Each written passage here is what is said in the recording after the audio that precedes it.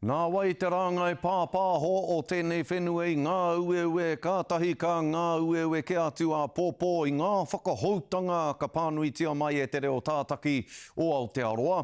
No tērā wiki ka puta te kōrero i te reo tātaki te 1.8 miliona tāra te pūtea i memeha i te pūkoro i ngā marama e ono tainoa mai ki te tīhema i tērā tau. 4.8 miliona tāra te pūtea hemi i te tau i mua atu i tērā. E whai ana tēnei whakahoutanga nei whakahoutanga rānei i te mahi a te reo tātaki o Aotearoa i te hekenga o te mata o te toki ki runga i a News Hub i tērā wiki me te kore hāhātanga o ngā tūranga mahi torurau. I want to say on TVNZ is it's incredibly unsettling, and I do genuinely feel for the staff, and some of them will be here today because clearly all media companies here and around the world are wrestling with a changing media environment. The government needs to do more to make sure that we have accountable media. Otherwise, this dictatorship that we see with legislation continues to be the dictatorship in broadcasting as well.